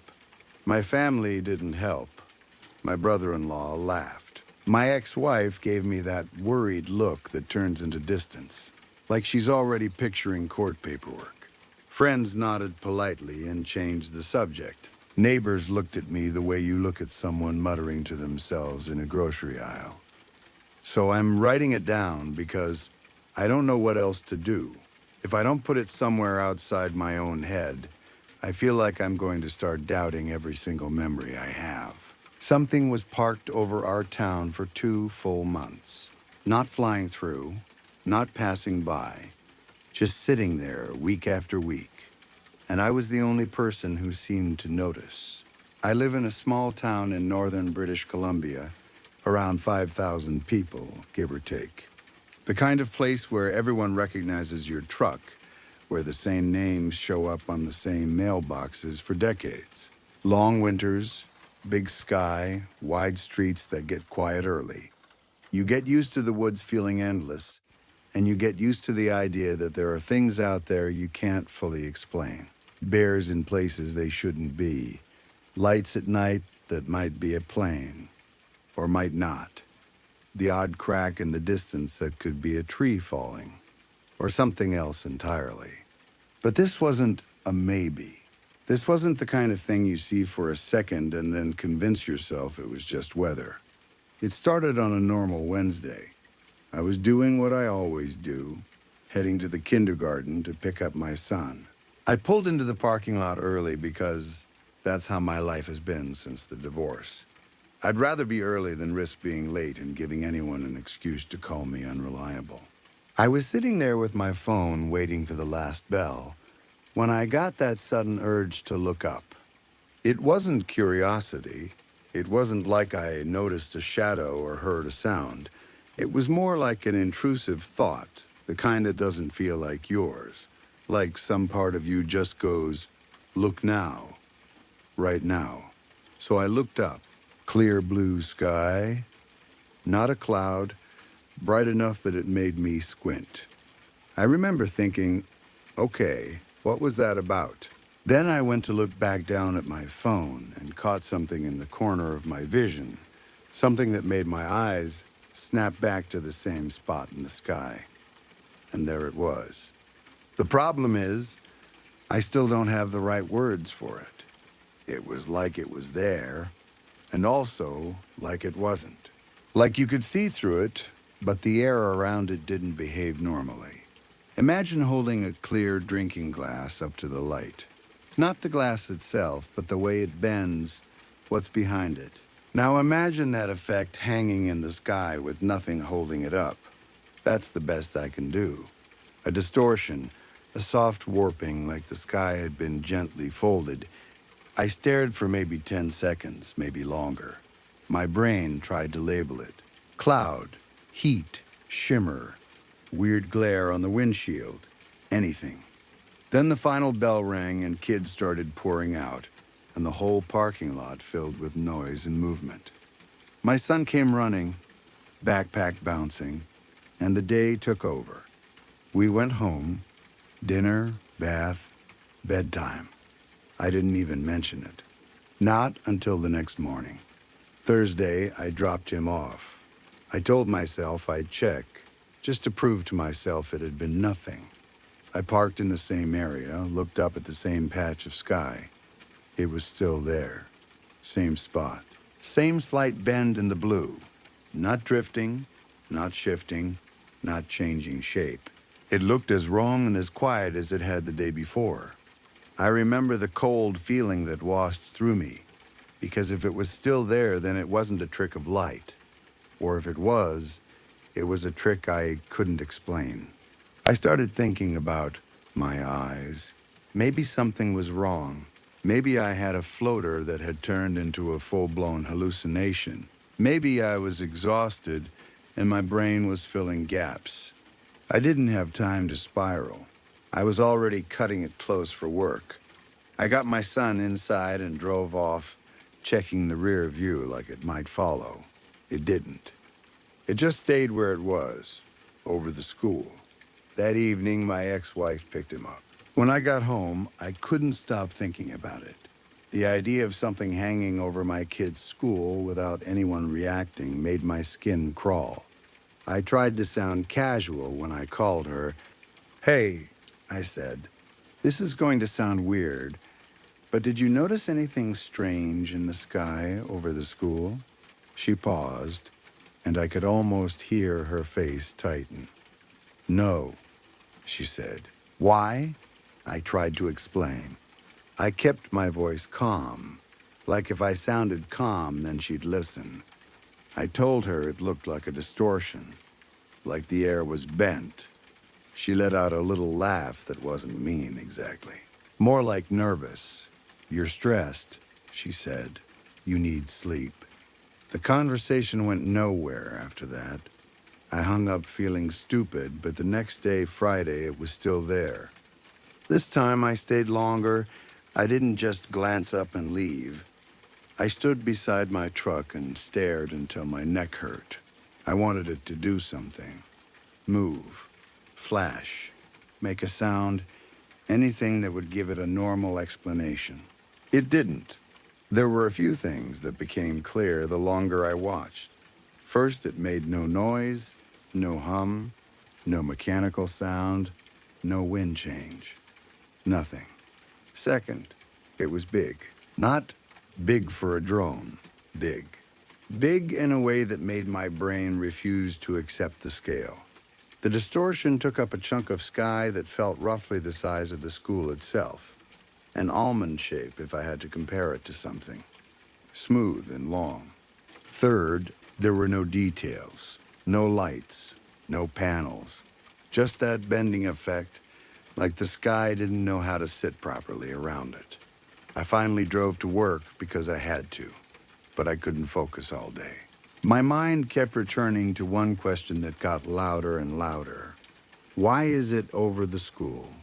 By the end of the day, I'd talked myself into calling the RCMP. I didn't know what I expected. A patrol car with binoculars, someone taking notes, at least a record that I'd reported it. But the response was exactly what you'd expect if you called and said there was an invisible object in the sky. The officer didn't outright call me a liar. He did something worse. He treated me like entertainment. He asked if I was sure it wasn't a cloud. He suggested I get some rest. When I tried to push, he told me that if there was a serious concern, more people would be calling. I hung up with my ears burning. It stayed for almost a week, and there wasn't a single thing I could do about it. I tried for proof again and again. Photos from my phone, video, zoomed in, zoomed out. Different times. I borrowed my brother-in-law's infrared scope, the one he uses for hunting. I stood under it, aiming up at that exact patch of sky until my arms shook. Nothing. It didn't show as hot. It didn't show as cold. It didn't show at all. After days of that, I started to truly wonder if I was losing my mind. Not in a dramatic way. In a quiet way that's worse, because it creeps into everything. Maybe I was having some sort of episode and didn't realize it. Maybe I was seeing something my brain invented. So I went to the hospital. They checked me out, asked about drugs, alcohol, sleep, stress, family history. They ran what tests they could justify. In the end, the doctor looked at me like she wanted to be kind, but didn't want to encourage me. "You're fine," she said. "Everything looks normal. Perfectly fine." That phrase became a joke in my head. What do you do with perfectly fine when you're watching something impossible hover over a building full of children? Then Monday morning came, and when I dropped my son off, it was gone. It's hard to explain the relief. It was like someone had turned off a loud noise I didn't realize had been playing in the background.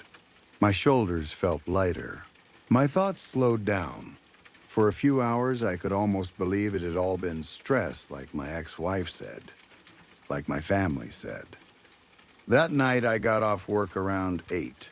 It was my ex's turn to have our son, and I was alone. I decided to treat myself to a steak and went to the local co-op. I wasn't even fully into the parking lot when I hit the brakes so hard my seatbelt locked. It was there. Not over the school. Over the grocery store. My stomach dropped in a way that made me feel sick and hollow. Because the worst-case explanation wasn't that I'd imagined it. The worst-case explanation was that it was real, and it could move, and it was choosing where to be. I sat there gripping the wheel until my knuckles hurt, telling myself to calm down. I told myself I'd walk in, buy my food, and go home. If I acted normal, maybe I'd feel normal. Fluorescent lights, the smell of bread and produce, people wandering the aisles, chatting, deciding between brands like nothing in the world was wrong, kids whining for candy, someone laughing near the dairy section. Regular life. It took me 10 minutes to grab what I wanted. Steak, potatoes, something quick for breakfast. I put it all on the belt. The cashier scanned 2 items and then stopped.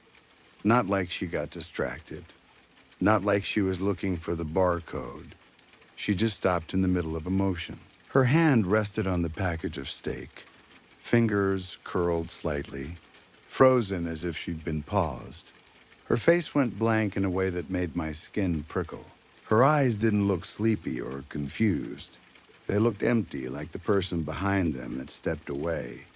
Then slowly, she lifted her head and looked up. Not at me, past me, like she was looking through the ceiling. My mouth went dry. For a second, I couldn't breathe because I thought, she sees it. She sees it now. Finally, someone else, and then a hum started inside my head. That's the only way I can describe it. I couldn't hear it with my ears, not exactly. It was more like pressure, like vibration inside my skull, like someone pressed a power tool against the back of my teeth. It made my vision shimmer at the edges. It lasted a moment, then stopped so suddenly it left silence behind like a vacuum. The cashier blinked once and continued scanning like nothing had happened. Her face returned to normal. She didn't even look confused. I leaned forward and asked, "Did you feel that hum?" "What hum?" she said, already reaching for the next item. Completely sincere. Cash or card? I paid, grabbed my bags, and left so fast, I nearly dropped my keys in the parking lot. My hands shook so badly I fumbled unlocking my truck. That night changed something in me. Up until then, I'd been scared, yes, but there had still been part of me that thought it might end, that it might just leave town and go bother someone else. But the cashier freezing and looking up made it clear this wasn't just my eyes playing tricks. It was affecting other people, even if they couldn't remember it. From that point on, I couldn't stop watching. Every morning, the first thing I did was step outside and check the sky. Every evening, I drove home past the co-op just to confirm it was still hanging there. Rain or shine, daylight or full dark. It didn't move. It didn't blink. It didn't react to weather. It simply sat above the store like it owned the air. I called in sick twice that week. I parked where I could see it and sat there for hours with snacks and water, pretending I was just taking a break, pretending I wasn't becoming the kind of person who sits in a vehicle staring at nothing. I watched people come and go. Nobody looked up. Then Monday came again. I stepped outside that morning and scanned the sky out of habit. Nothing above the co-op. That should have made me happy. Instead, I felt a slow dread spread through me, because now I knew what it meant. It wasn't gone. It had moved. I called my boss and lied again, said I was sick. He sounded angry this time, and I couldn't blame him. But it didn't matter. I had bigger problems than my job. I drove around town like I'd lost something important. It took me longer than I expected because it was hard to find an invisible shape unless the light hit it just right. Eventually, I spotted that familiar bend in the sky. This time it was over the community hall. My heart started pounding, not because of the object itself, but because I remembered the hum. I remembered the cashier freezing. If it moved on Mondays, maybe something happened when it moved. Maybe something happened after it chose a new place. I decided to wait. I gathered snacks, water, and parked across from the hall where I had a clear view. I brought a notebook and wrote down the time, the weather, anything I could think of. It felt stupid, but I needed something solid, a routine, a record, something that proved I wasn't just imagining patterns in chaos. Hours passed. The object did nothing. People went in and out of the hall. A few cars came down the street. Life continued like the sky wasn't wrong. As the day turned to evening and the lights started to fade, I found myself watching the clock in my truck more than the sky. 8:20 p.m. I swallowed. My hands were damp on the steering wheel. 8:21 p.m. The hum began. It was worse than the one at the co-op. Stronger, deeper, like it had more room to spread. My teeth buzzed. My stomach fluttered like I was on a drop in an elevator. I looked out at the street. Two cars that had been moving both stopped dead, right in the middle of the road. Not braking normally, not pulling over, just stopped, engines still running. Their headlights stayed on. No one got out. No one moved. 8:22 p.m. Everything stayed frozen. The hum pressed into my skull until I thought I might vomit. I turned my head and saw the drivers sitting still as mannequins. No hands adjusting, no heads turning. It was like time had caught them and held them. And then I noticed something that made my blood run cold. Both drivers were looking up. Not wildly, not dramatically, just staring, as if someone had gently tilted their faces toward the thing in the sky. 8:23 p.m. The hum stopped. The cars started moving again like nothing had happened.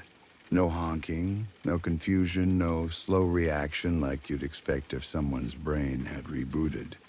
They just drove off, normal as can be, as if they hadn't been sitting in the middle of the road for 2 minutes. I got out of my truck and tried to stop one of them, waving my arms like an idiot. The driver glanced at me with mild annoyance and kept going. I stayed there shaking, watching the hall and the empty street, and realizing I'd just seen what no one else would remember. After that, it remained over the community hall all week, exactly like it had remained over the school, then the co-op. And the next Monday it moved again to a different building, always a building where people gathered. A clinic, a church, the arena, the library, places with foot traffic, places that mattered to the town. Every Monday it chose a new spot. Every Monday at 8:21 p.m. the hum would start. The whole town, as far as I could tell, would hold its breath. People would look up. Then at 8:23 p.m. everything would continue, and nobody would remember. I tried to talk to people after it happened. I tried different approaches. I tried casual questions. Hey, were you just driving down Main around 8:20 last night? Did you notice anything weird at the hall? Did your clock do anything strange? They'd look at me like I was fishing for gossip, or they'd shrug, or they'd say no. Some would get irritated like I was accusing them of lying. Even my ex-wife started pulling away more. She'd already thought I was stressed. Now she thought I was becoming unstable. She stopped letting me see my son for a while. Until you get help, she said. She said it gently, but it still felt like someone had shoved me out of my own life. I lost my job not long after. Too many sick days. Too many distracted mistakes. I stopped sleeping properly. I'd sit in my kitchen with coffee at midnight, listening to the house settle, waiting for Mondays like they were court dates. I wrote everything down, week by week, building by building, time by time, trying to prove to myself it wasn't random. 5 more weeks went by like that. Me chasing it, me failing to capture it, me watching the town freeze for 2 minutes every Monday while I sat there helpless. Then came the Monday of the 8th week. That morning I did what I always did. Coffee, journal, step outside to see where it had moved. I scanned the sky and saw nothing at first. For a brief second I felt hope, sharp and bright. Then I turned toward my house and my throat tightened. It was above my home. Same distortion, same quiet, almond-shaped bend in the air. Close enough that it felt personal. Close enough that I could swear I felt pressure under it, like standing near a storm. After all those weeks of watching it choose public places, seeing it above my roof made something inside me flip. It wasn't curiosity anymore. It was fear, clean, and immediate. It felt like it was looking back. I know how that sounds. It had no eyes, no lights, no visible surface. But the feeling was there, like when you turn and realize someone has been watching you for a long time. Why my house? Did it know I was the one tracking it? Was it punishing me, testing me, inviting me? I spent the day going back and forth on whether to leave town. I even started packing a bag at one point. But where would I go? And what would that fix? If it could hover silently over a school for a week, it could find me anywhere. Also, if I ran, I'd never know what happened during those 2 minutes. If I stayed, maybe I'd finally see something real. Something that could be proven. By evening, I decided to stay. I started preparing in ways that probably sound ridiculous, but I was out of normal options. I locked every door. I checked them twice. I blocked the windows so they couldn't be opened easily. I shut all the blinds. I walked through the house, listening to every small noise, every creak, every distant car. Then I sat up in my bedroom. I dragged a dining chair into a position where I had a clear view of my door.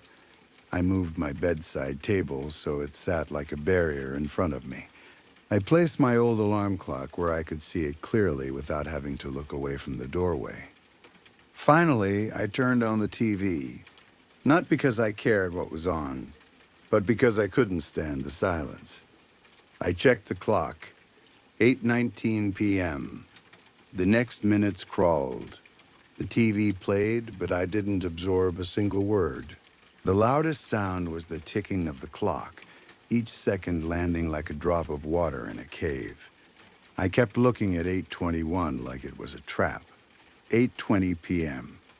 My mouth was dry. I swallowed, and it didn't help. 8 hours, 20 minutes, and 59 seconds p.m. The TV stuttered, the image jerked, and the sound clipped for a fraction of a second, like the signal hit a wall. 8:21 p.m. The hum started, and everything stopped. The TV froze mid-frame, not buffering, not pixelated, just frozen like a paused video. The second hand on my alarm clock trembled and then held at 8:21, shaking as if it wanted to move but couldn't. The air itself felt heavy. I tried to move and realized I couldn't. Not my hands, not my legs, not my jaw. It was like sleep paralysis, except I wasn't in bed and I wasn't half dreaming. I was fully awake and fully trapped inside my own body. The hum pressed into my skull until my eyes watered. I could still move my eyes barely. That was it. I watched the clock hand quiver at the same second like it was stuck between ticks. I'd always assumed whatever happened in town during those minutes was subtle. A pause, a look upward, then forgetfulness. I'd never considered the pause could be complete. Physical. Total, that thought hadn't even finished forming when I heard my front door open downstairs. It wasn't kicked in. It wasn't a crash of wood. It was simply the sound of a door being opened, calm and sure, like someone had a key, like they belonged there. For a few seconds, there was only silence. Then I heard dragging. It sounded like something heavy being pulled across my floor. Not a single object, more like multiple heavy sacks being hauled with effort, scraping and thumping over the threshold. They came inside, then split up. The dragging divided into different directions, one sound moving toward the living room, another toward the kitchen, another toward the base of the stairs. I tried to breathe quietly through my nose and couldn't even control that properly. Panic rose in me in waves, slamming into the fact that I could not move. Footsteps didn't follow, only dragging. Like whatever it was didn't walk the way we do. The dragging started up the stairs, one, then another, two separate heavy things being hauled upward step by step. Each bump against the stair felt like it landed inside my chest. I wanted to yell. I wanted to do anything to make noise, to make this real, to make it stop. I couldn't even blink properly. One of them reached the top and moved past my door farther down the hall. It kept dragging toward the second bedroom. The other stopped just outside my room. The hall went quiet again. Then came a sharp click from the other side of my bedroom door. It sounded like the clean, satisfying click of a pen, the kind you do absent-mindedly. Except it sounded wet. A moment later, another click came from the other bedroom down the hall. Then another click from downstairs. The one outside my door clicked twice more. Click, click. Each one landed on my nerves like a finger tapping directly on my brain. Then the doorknob began to turn. Slowly. My heart hammered so hard I thought I might choke on it. The door creaked open inch by inch, and my eyes strained to see what would step through. Nothing was there. No shape entered. No shadow crossed the floor. The hallway beyond the open door was dark and empty, but I could feel something in that doorway, like the air had become thick, like there was weight without a body. And then, just like that, it was over. Sound snapped back into the room. The TV resumed mid-sentence like it had never paused. My muscles released and I almost slid off the chair because I'd been held so rigid. I looked at the clock. 8:23 p.m. Exactly. I moved on pure instinct. I grabbed the hunting rifle from under my bed with shaking hands. I checked every room, every closet, every corner. I flipped on lights so fast I nearly snapped switches. The blinds were still shut. The windows were still locked. The blocks I'd put in place were still there. But my front door was slightly open. Not wide, not like someone had left in a hurry. Just open enough to show a thin slice of night outside, like the house itself had been breathing. I stepped out onto my porch and looked up. The distortion in the sky was gone. I got in my truck and drove through town, scanning the buildings, the streets, the familiar places it had chosen before. Nothing. No bend in the air, no wrongness in the blue-black sky. It was as if it had never existed. For the rest of that week, I kept looking anyway. I couldn't stop. But I never saw it again. When the next Monday came, I did something I'm not proud of, but I needed to know. I sat at my dining room table with a stopwatch and waited. I watched the clock on the stove, watched the digital numbers like they were a judge. At 8:20, I started the stopwatch, my finger hovering. At 8:21 p.m., the moment the clock changed, I started and stopped the stopwatch as fast as I could, just to see if my hands would fumble, just to see if anything felt off. The stopwatch read 2 minutes. I stared at it, not understanding. I checked the stove clock. 8:23 p.m. I sat there for a long time with my mouth open, feeling my skin go cold.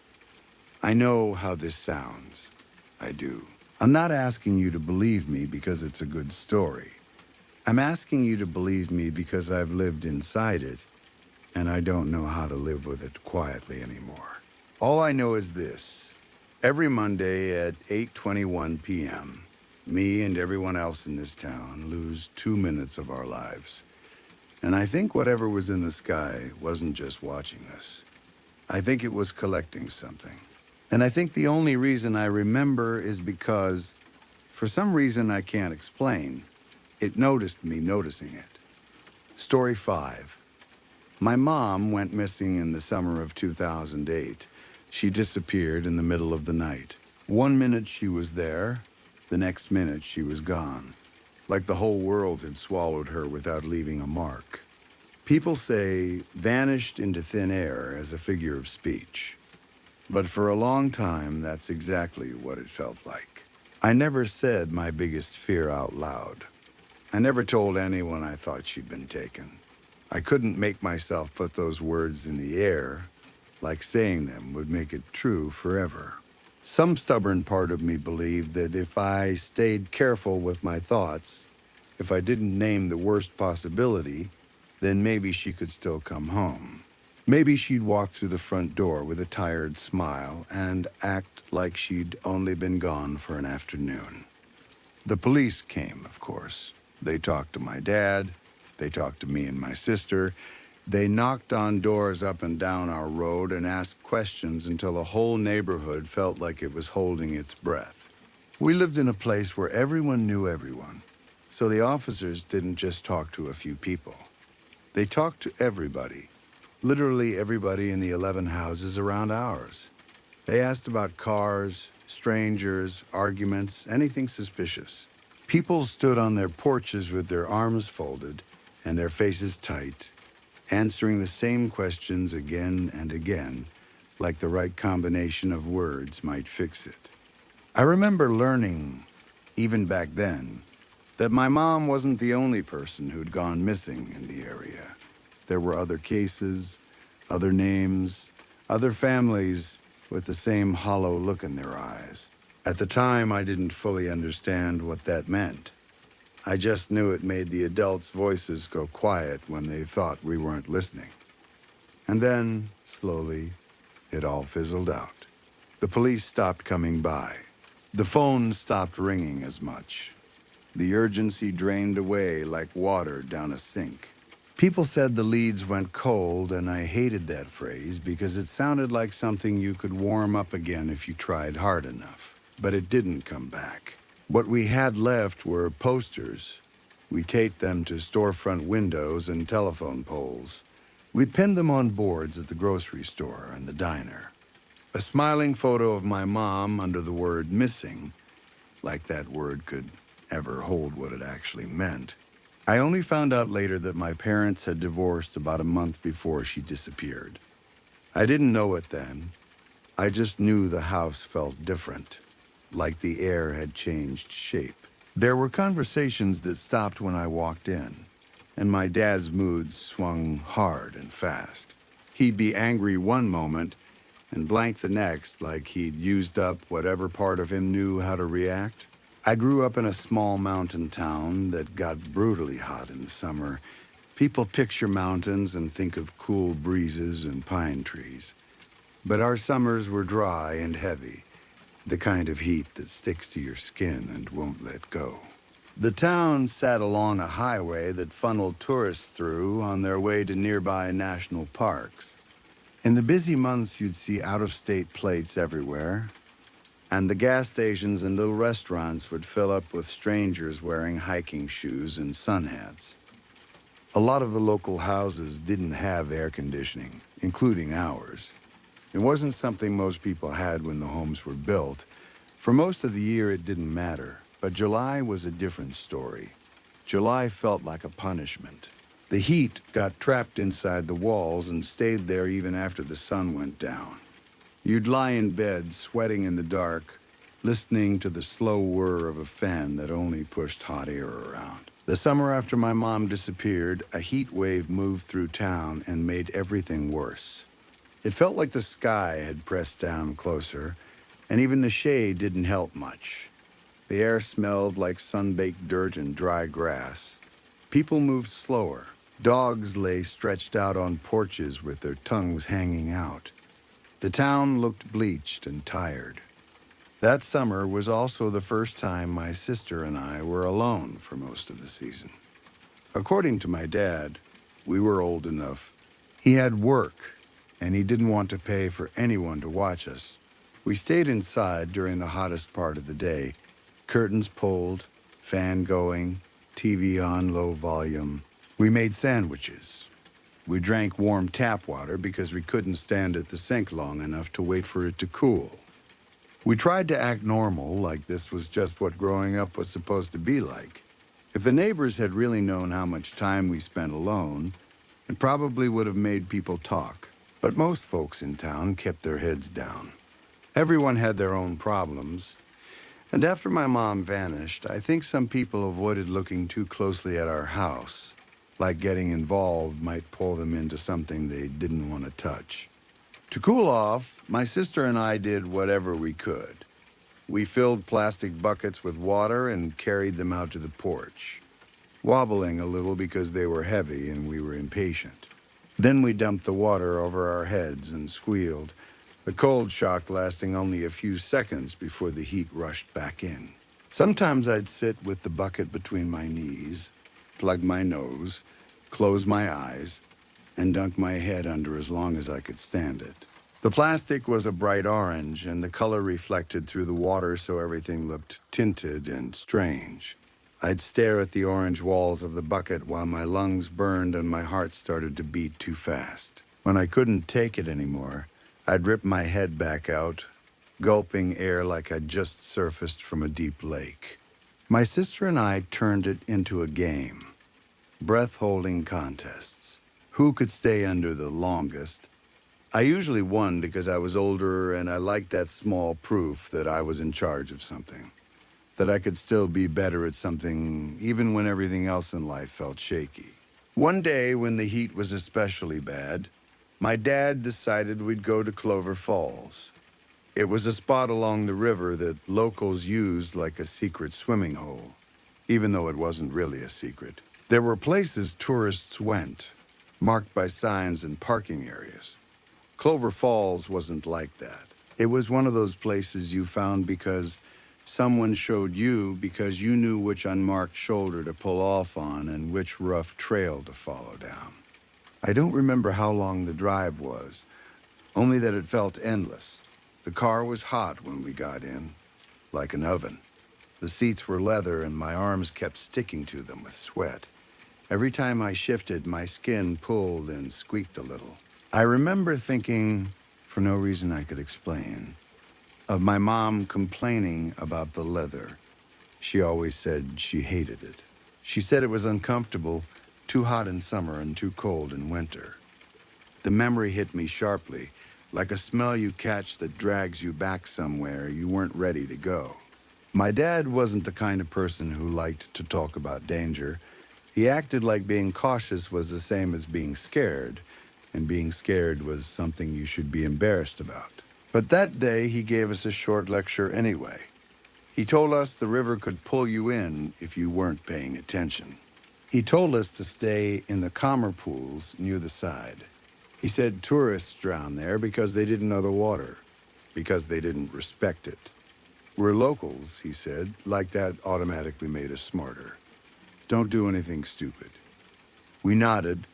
We were kids, but we weren't careless on purpose. And we wanted to show him we could be trusted. That summer, trust felt like the only thing holding our little family together. When we finally got there, I felt that rush of excitement that goes through a child so fast it's like electricity.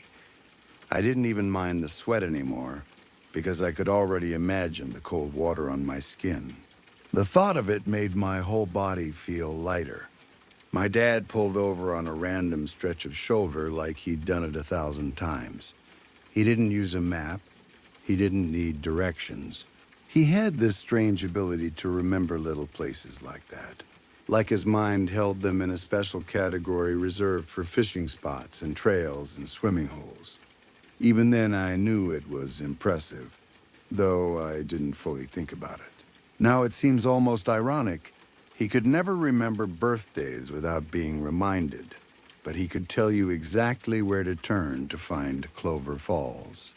The walk down was miserable. The trail wasn't really a trail so much as a steep dirt path that had been worn down by other feet. It was covered in dry sticks, small stones, and brittle leaves. I was wearing bright blue flip-flops with little pineapples printed on them. My mom had given them to me for my birthday a few months before she disappeared, and I wore them constantly that summer like they were some kind of lucky charm. They were cheap, probably from a drugstore. The strap kept popping out of the hole between my toes, and every few steps I had to stop and shove the plastic back in place with my thumb. The dirt path hurt. Little pieces of grit worked their way under my feet.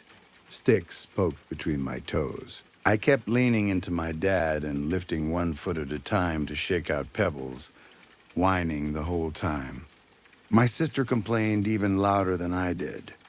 We both did that thing kids do where they act like they're dying from discomfort, even when they're just annoyed.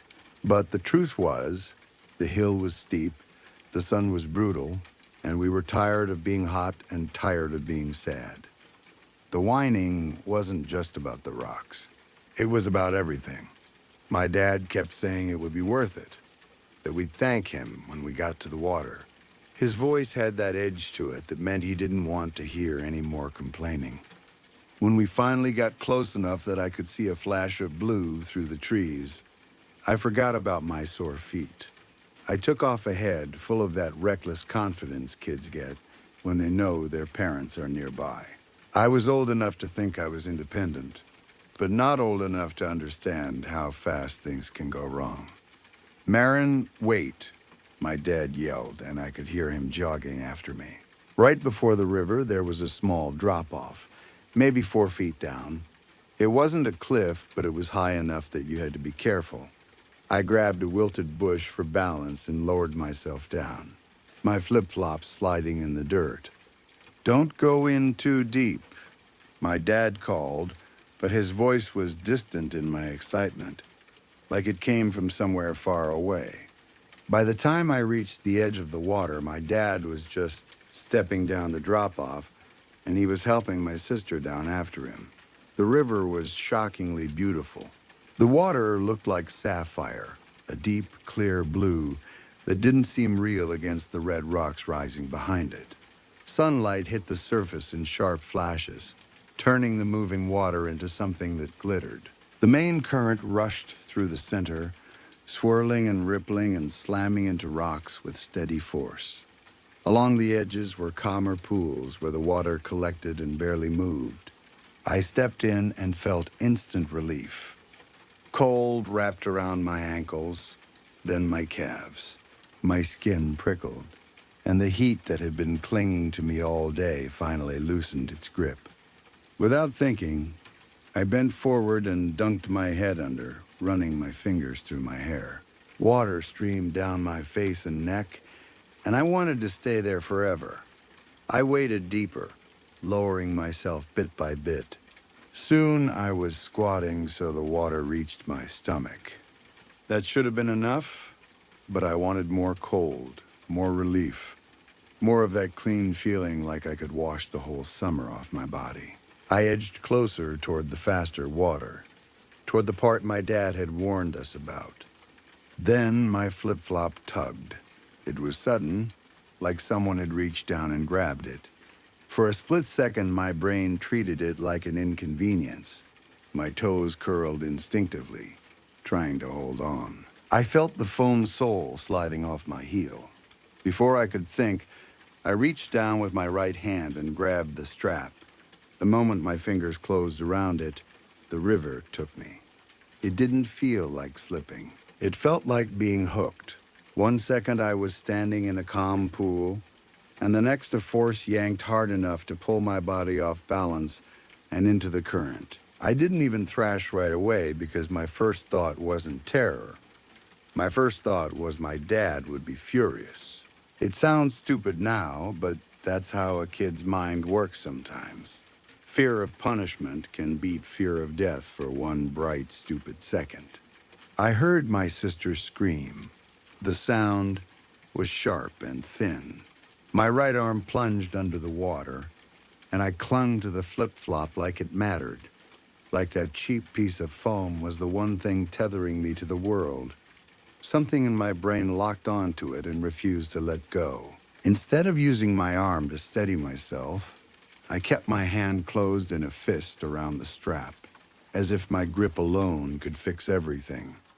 Then the current grabbed my right leg too, and the panic finally hit. My body understood before my mind did. Every alarm inside me started flashing at once. I kicked and flailed, trying to get my feet under me. The water pulled and twisted, spinning me sideways. My mouth opened and water rushed in, bitter and cold. My right hand stayed clenched. I couldn't bring it up above the surface. My arm felt pinned, dragged downward. I tried to grab at the water with my left hand, desperate for anything solid, but my fingers slid through empty space. The river sounded huge from inside it, roaring in my ears. For half a heartbeat, everything slowed down.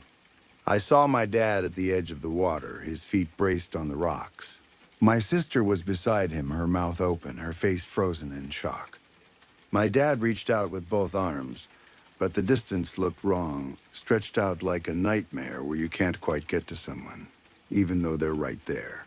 I couldn't read his expression, only the shape of his body leaning toward me. Then something stronger,